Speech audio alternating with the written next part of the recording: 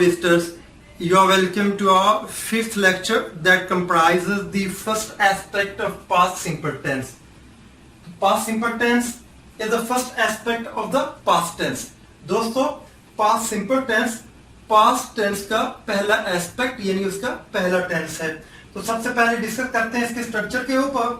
शुरू में सब्जेक्ट की जगह पे कोई भी सब्जेक्ट आ जाए, वो फर्स्ट पर्सन हो, वो सेकंड पर्सन हो, वो थर्ड पर्सन हो, वो सिंगुलर हो या प्लूरल हो, इट मेक्स नो डिफरेंस। कोई भी subject I, we, you, they, boys, a boy, he, she, it, one, anyone subject में अकर हियर। कोई भी सब्जेक्ट यहां पे शुरू पे आए, उसके बाद आपने वर्ब की सेकंड फॉर्म यानी पास्ट फॉर्म यहां पे लिखनी है। ये वर्ब की सेकंड फॉर्म, इसकी बेस फॉर्म स्टॉप है, तो स्टॉप की पास्ट फॉर्म यानी सेकंड फॉर्म स्टॉप्ड। तो शुरू में सब्जेक्ट, बाद में वर्ब की दूसरी फॉर्म यानी पास्ट फॉर्म। ये है इसका अफर्मेटिव सेंटेंस, ये इसका मुस्बत फिक्रा। तो मुस्बत फिक्रे में अफर्मेटिव सेंटेंस में जो सिंपल स्टेटमेंट्स होते हैं, उसमें पहले सब्जेक्ट, उसके बाद वर्ब की पास्ट फॉर्म यानी सेकंड फॉर्म लगती है। तो दोस्तों, जितने भी टेंसेस हैं, उन सभी टेंसेस को अगर हम देखें तो पास्ट सिंपल टेंस वह एक ऐसा टेंस है जिसमें वर्ब की दूसरी फॉर्म इस्तेमाल होती है। इसी टेंस में सिर्फ वर्ब की दूसरी फॉर्म इस्तेमाल होगी यानी पास्ट फॉर्म इस्तेमाल होगी, और बाकी किसी टेंस में वर्ब की दूसरी फॉर्म इस्तेमाल नहीं होती है। अब हम इसके नेगेटिव सेंटेंस के ऊपर देखते हैं। तो दोस्तों, सब्जेक्ट के बाद आपने डिड नॉट लगाना है। आपको पता है डू जो हेल्पिंग वर्ब है, उसकी पास्ट फॉर्म यानी दूसरी फॉर्म डिड होती है। तो डिड के साथ नॉट लगाएंगे। चूंकि सब्जेक्ट के बाद हमने यहां पे डू की second form helping verb did लगा दिया है, तो यहां पे फिर जो एक्शन वर्ब है, जो मेन वर्ब है, उसकी हम यहां पे प्रेजेंट फॉर्म लगाएंगे, उसकी सेकंड फॉर्म नहीं लगाएंगे। क्योंकि ऑलरेडी हमने सब्जेक्ट के बाद हेल्पिंग वर्ब डू की पास्ट फॉर्म यानी दूसरी फॉर्म डिड लगा दी है। तो यहां पे नेगेटिव सेंटेंसेस के लिए पास्ट सिंपल टेंस में डिड नॉट लगेगा और बाद में वर्ब की फर्स्ट फॉर्म लगेगी यानी इसकी प्रेजेंट फॉर्म। बहुत आसान है, बहुत सादा सा ये टेंस है। यहां पे मिसाल के तौर पे मैंने एक सेंटेंस लिख दिया है, यू डिड नॉट स्टॉप, आप नहीं रुके। अब हम इसकी बात करते हैं इंट्रोगेटिव सेंटेंसेस की। तो दोस्तों, इंट्रोगेटिव सेंटेंस में सब्जेक्ट से पहले आपने डिड लगाना है, डू की second form helping verb did. तो सब्जेक्ट से पहले हम डिड लगाएंगे, सब्जेक्ट, उसके बाद वर्ब की बेस फॉर्म जो उसकी प्रेजेंट फॉर्म है, उसकी जो फर्स्ट फॉर्म है। यहां पे एग्जांपल के तौर पे मैंने सेंटेंस लिखा है, डिड यू स्टॉप, क्या आप रुक गए। और जो WH फैमिली के जो क्वेश्चन वर्ड हैं, उनके साथ मैंने एक सेंटेंस बना दिया है वाई के साथ, आप क्यों रुक गए, वाई डिड यू स्टॉप। तो ये जो सेंटेंस है, डिड यू स्टॉप, क्या आप रुक गए, डिड यू स्टॉप, तो ये सेम इंट्रोगेटिव सेंटेंस है। जैसे मैंने बाकी पहले टेंसेस में आपको बताया है कि ये WH फैमिली के जितने भी क्वेश्चन वर्ड्स हैं, ये ऑलरेडी इंट्रोगेटिव सेंटेंस के शुरू में लग जाएंगे। तो लिहाजा WH फैमिली के जितने भी क्वेश्चन वर्ड्स हैं, वो डिड से पहले लगेंगे पास्ट सिंपल टेंस में। व्हाई डिड यू स्टॉप, आप क्यों रुके। मैंने यहां मजीद इसकी वजाहत की है, वेयर के साथ, व्हेन के साथ, हु के साथ, विच के साथ, हुज के साथ। तो वेयर के साथ दोस्तों, वेयर डिड यू स्टॉप, जैसे ही मैंने यहां पे वाई लिखा तो इसकी जगह पे मैंने वेयर लिख दिया। वेयर डिड यू स्टॉप, आप क्यों रुके, sorry, where did you stop, आप कहां पे रुके। व्हेन डिड यू स्टॉप, आप कब रुके। हु स्टॉप्ड, यहां पे मैंने did helping verb interrogative sentence के लिए इस्तेमाल नहीं किया। मैंने ऑलरेडी अपने पिछले लेक्चर्स में आपको ये बता चुका हूं कि हु और विच ये दोनों एज अ सब्जेक्ट एक्ट करते हैं। ये बहसियत सब्जेक्ट सेंटेंस के शुरू में आते हैं। तो इनके लिए आपको सवालिया फिक्रा बनाने के लिए, इंट्रोगेटिव सेंटेंस बनाने के लिए हेल्पिंग वर्ब की जरूरत नहीं पड़ती। तो ये डिड के बगैर वर्ब की सेकंड फॉर्म के साथ, क्योंकि जैसे अफर्मेटिव सेंटेंस का स्ट्रक्चर है उसी स्ट्रक्चर के लिहाज से हमने इसको इस्तेमाल करना है हु स्टॉप्ड, लेकिन होगा ये इंट्रोगेटिव सेंटेंस। इस डिफरेंस को दोस्तों आप समझे। इसी तरह विच के साथ भी ऐसे ही हमने किया, विच भी एज ए सब्जेक्ट एक्ट करता है। विच स्टॉप्ड, कौन सी चीज रुक गई। अब यहां पे दोस्तों मैंने हुज के साथ, हुज चूंकि हु की पोजेसिव फॉर्म है, ये हुज हु का पोजेसिव प्रोनाउन है, तो हुज मशीन चूंकि ये पोजेसिव है तो उसके बाद कोई ना कोई हम नाउन लगाएंगे यहां पे। हुज मशीन स्टॉप्ड, किसकी मशीन रुक गई। तो दोस्तों ये थे इंट्रोगेटिव सेंटेंसेस। अब हम बात करते हैं नेगेटिव इंट्रोगेटिव सेंटेंसेस की। तो नेगेटिव भी है ये और इंट्रोगेटिव भी है। तो इंट्रोगेटिव के लिए आपको पता है डिड हेल्पिंग वर्ब डू की जो पास्ट फॉर्म है वो शुरू में लगाते हैं जो भी इंट्रोगेटिव सेंटेंस है। तो एज यूजुअल हमने डिड को शुरू में लगाया और उसके बाद सब्जेक्ट, सब्जेक्ट के बाद आप नॉट लगाएंगे इसको नेगेटिव इंट्रोगेटिव सेंटेंस बनाने के लिए। उसके बाद वर्ब की बेस फॉर्म, प्रेजेंट फॉर्म, ये फर्स्ट फॉर्म का इस्तेमाल हम करेंगे। For example did you not stop, did subject you और नॉट एंड देन वर्ब की बेस फॉर्म जो पहली फॉर्म है, प्रेजेंट फॉर्म है stop. Did you not stop, क्या आप नहीं रुके। इसी को दोस्तों हम नॉट और डिड को शुरू में इसकी कॉन्ट्रैक्टेड फॉर्म में लिख सकते हैं। जैसे मैंने अपने सबका लेक्चर में इस बात की वजाहत कर दी है कि आप नेगेटिव और इंट्रोगेटिव बनाने के लिए हेल्पिंग वर्ब और नॉट को कॉन्ट्रैक्टेड फॉर्म में कैसे लिख सकते हैं। तो इस लिहाज से डिडंट आप शुरू में लिख सकते हैं, मगर did not you stop sentence गलत होगा। तो डिडंट कॉन्ट्रैक्टेड फॉर्म में सेंटेंस सही होगा। डिडंट यू स्टॉप, क्या आप नहीं रुके, इसका भी वही मतलब है। डिड यू नॉट स्टॉप, क्या आप नहीं रुके। एक और सेंटेंस मिसाल के तौर पे यहां पे मैंने लिखा हुआ है डिडंट दे रिटर्न होम। तो दोस्तों ये था नेगेटिव इंट्रोगेटिव सेंटेंस। मजीद मैंने वाई के साथ जो डब्ल्यूएच फैमिली के क्वेश्चन वर्ड्स हैं उनके साथ भी हमें मिसाल के तौर पे दो सेंटेंस लिख दिए हैं। वाई डिडंट यू स्टॉप, आप क्यों नहीं रुके।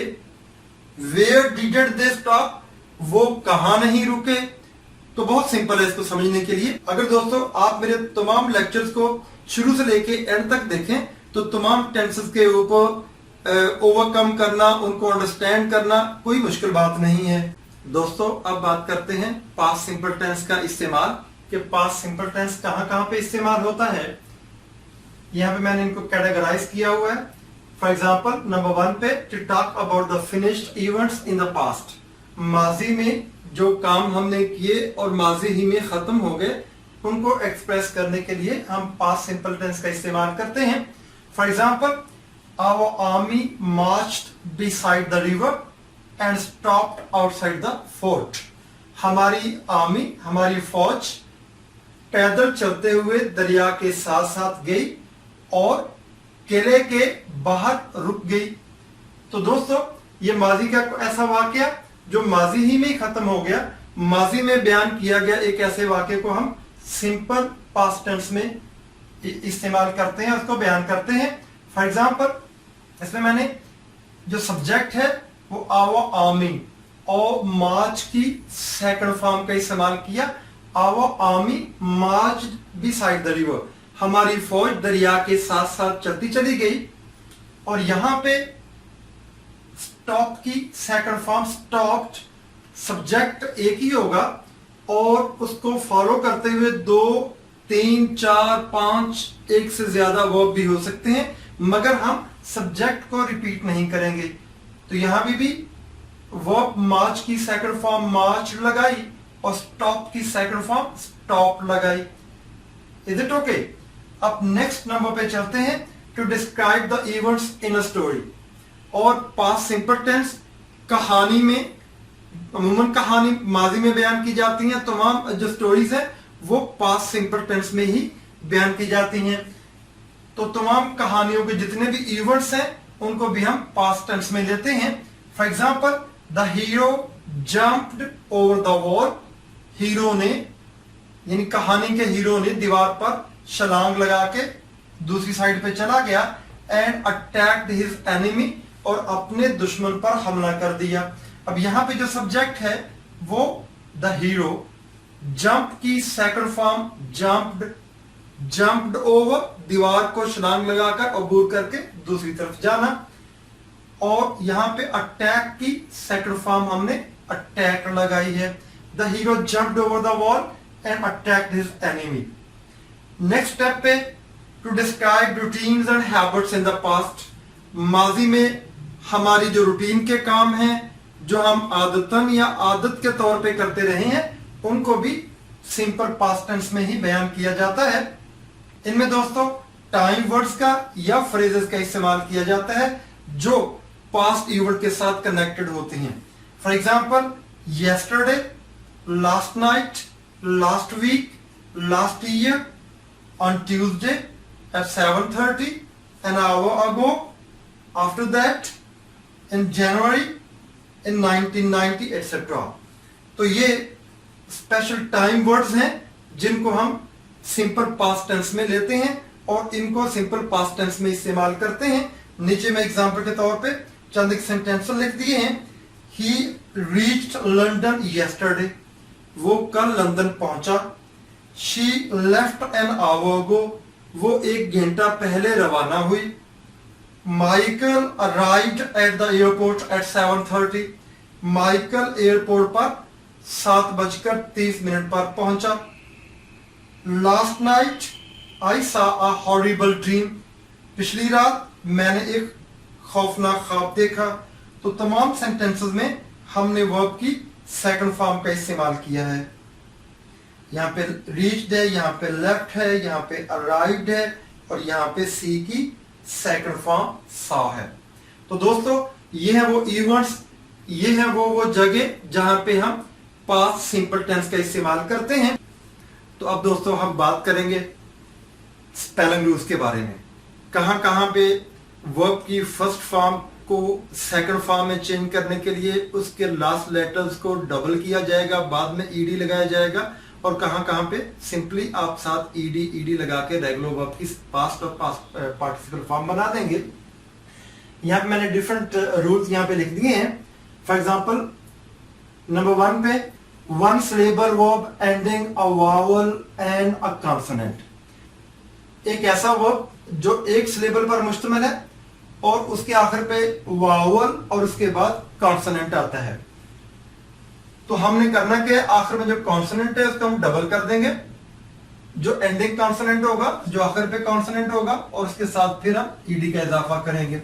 फॉर एग्जाम्पल स्टॉप, अब स्टॉप में ओ वावल साउंड है और पी कॉन्सोनेंट है, तो वहां पे हमने स्टॉप में जो लास्ट एंडिंग कॉन्सोनेंट है पी, उसको डबल कर दिया, तो साथ हमने ईडी का इजाफा कर दिया। ऐसे ही मैप में ए वावल साउंड आती है पहले, उसके बाद कॉन्सोनेंट आती है, तो पी कॉन्सोनेंट को यहां भी हमने डबल कर दिया उसकी पास्ट फॉर्म बनाने के लिए। ऐसे रॉक में पहले वावल साउंड आती है, वावल लेटर, उसके बाद कॉन्सोनेंट लेटर आता है, तो कॉन्सोनेंट बी को यहां पे डबल करके डबल बी ईडी लगा के फिर इसकी हम पास्ट फॉर्म बनाएंगे। इसके अलावा दोस्तों जितने भी दूसरे वन सिलेबल वर्ब्स हैं उनके साथ सिंपली आपने ईडी का इजाफा करना है। फॉर एग्जांपल यहां पे मैंने वेट वर्ड लिखा है, वेट, वेटेड इसकी पास्ट फॉर्म है और वेटेड ही पास्ट पार्टिसिपल होगी। यहां पे एंड पे हम टी को डबल नहीं करेंगे, सिंपली टी के साथ ईडी लगा देंगे, चूंकि यहां पे डबल वावल आ गया, जबकि हमने रूल में यह बात तय की है कि पहले सिंगल वावल आए उसके बाद कॉन्सोनेंट आए तो फिर कॉन्सोनेंट को डबल करेंगे। मगर जब डबल वावल साउंड आ जाए, डबल वावल आ जाए, उसके बाद सिंगल कॉन्सोनेंट आए तो फिर सिंपली हम ईडी का ही इजाफा करेंगे। अब बात करते हैं verbs ending vowel plus consonant plus Y. वो वर्ब्स जो वावल पे, उसके बाद कॉन्सोनेंट और उसके बाद वाई पे खत्म होते हैं, यानी वो वर्ब्स जिनके आखिर पे वाई, उससे पहले कॉन्सोनेंट, उससे पहले वावल आता हो, तो उसका असूल ये है कि आप वाई की जगह पे आई लगा देंगे और फिर ईडी का इजाफा कर देंगे पास्ट और पास्ट पार्टिसिपल फॉर्म बनाने के लिए। फॉर एग्जाम्पल स्टडी, तो स्टडी में यू वॉवल है, डी कॉन्सोनेंट और वाई, तो वाई की जगह पे हम आई लगा के फिर ईडी लगाएंगे इसकी पास्ट फॉर्म बनाने के लिए, और यही स्टडीड ही इसकी पास्ट पार्टिसिपल फॉर्म है।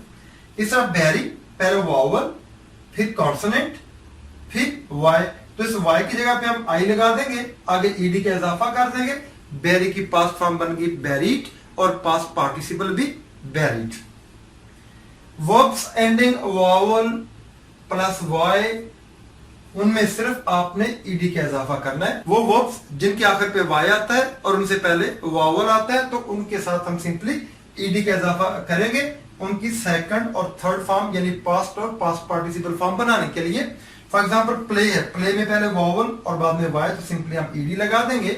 स्टे, पहले वॉवल बाद में वाई, तो सिंपली ईडी का इजाफा करेंगे। Stay, state, state past participle और पास्ट फॉर्म इसकी, ये दोनों ईडी के इजाफे करने से बनेगी। नेक्स्ट चलते हैं दोस्तों, two syllable verbs ending one vowel and one consonant. पहले हमने बात की थी ऊपर वन सिलेबल वर्ब की, सिंगल सिलेबल वर्ब की। यहां पे अगर वर्ब आपका टू सिलेबल है तो फिर उसका क्या असूल है, अगर टू सिलेबल वर्ब है उसके एंड पे वॉवल आता है और उसके बाद कॉन्सोनेंट आता है, तो फिर एक असूल है, ये जो कॉन्सोनेंट है जो एंड पे आता है, अगर उस कॉन्सोनेंट वाले सिलेबल के ऊपर स्ट्रेस है तो फिर हम उसको डबल करेंगे ईडी लगाने के लिए। अब स्ट्रेस क्या होती है, स्ट्रेस एक वर्ब में जितने भी सिलेबल्स हैं उनमें से एक या दो सिलेबल को जोर देके ज्यादा ऊंची आवाज में हम उनको उस पर्टिकुलर सिलेबल को बोलते हैं, तो उसे इंग्लिश में स्ट्रेस का वर्ड इस्तेमाल किया जाता है। यानी उस लफ्ज पर जोर देके, उस सिलेबल पर जोर देकर उसको बोलने को स्ट्रेस कहते हैं। फॉर एग्जाम्पल प्रेफर, प्रेफर, अब पी की जो साउंड है इसका लो साउंड में आहिस्ता बोलते हैं, और फो की जो साउंड फो है इसको हम ऊंची आवाज में इस पर जोर देकर बोलते हैं। तो इसके दो सिलेबल है, प्रो फो, प्रो फो। तो प्रो की जो साउंड है इसको हम लो बोलेंगे, और फो की जो साउंड है फो के ऊपर हम इसको स्ट्रेस देंगे। तो यहाँ पे टू सिलेबल वर्ब है और जो सेकंड सिलेबल है इसके ऊपर हम यहाँ पे स्ट्रेस देंगे बोलने के लिए। फॉर एग्जांपल मैं दोबारा बोलता हूं, prefer, prefer, prefer, तो फर के ऊपर इसको जोर देके बोलते हैं, इसका मतलब था तरजीह देना। और जब दूसरे सिलेबल के ऊपर स्ट्रेस है तो फिर एंड पे जो कॉन्सोनेंट है इसको हम यहां पे डबल कर देंगे, डबल आर, फिर ईडी लगाएंगे। प्रेफर, प्रेफर्ड, प्रेफर्ड, तरजीह देना, इसकी पास्ट फॉर्म और पास्ट पार्टिसिपल फॉर्म है। हाँ दोस्तों, अब ऐसे ही डबल सिलेबल वर्ब हो मगर स्ट्रेस फर्स्ट सिलेबल के ऊपर हो सेकंड सिलेबल की बजाय, तो यहां पे स्ट्रेस फर्स्ट सिलेबल के ऊपर है, ये स्ट्रेस इसके ऊपर मान लेते हैं।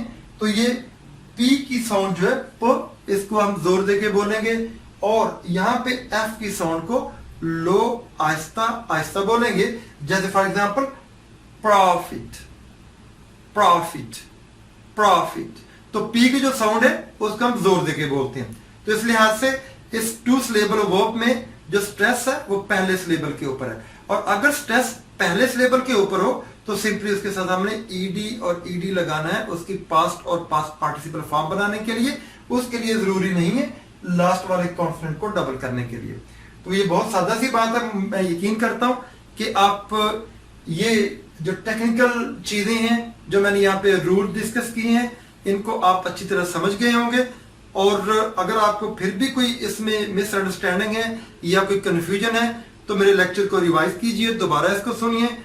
तो दोस्तों, आज का लेक्चर अगर आपको पसंद आया है तो इसको लाइक कर दीजिए, और यकीन मैं उम्मीद करता हूं कि ये आपको जरूर पसंद आया होगा, और इसको सब्सक्राइब भी कर दीजिएगा, क्योंकि अगर आप सब्सक्राइब कर देंगे तो जो ही आप YouTube को खोलते हैं तो आपके फर्स्ट पेज के ऊपर मेरा आइंदा अपलोड होने वाला लेक्चर जो ही अपलोड हुआ करेगा आपके फर्स्ट पेज के ऊपर आ जाया करेगा, और इस तरह आप इस्तेफादा करते रहेंगे ग्रामेटिकल रूल्स के बारे में, डिफरेंट टेंसेस के बारे में। मैं आगे चल के पार्ट्स ऑफ स्पीच को भी डिस्कस करूंगा और बाकी ग्रामेटिकल रूल्स को भी डिस्कस करूंगा।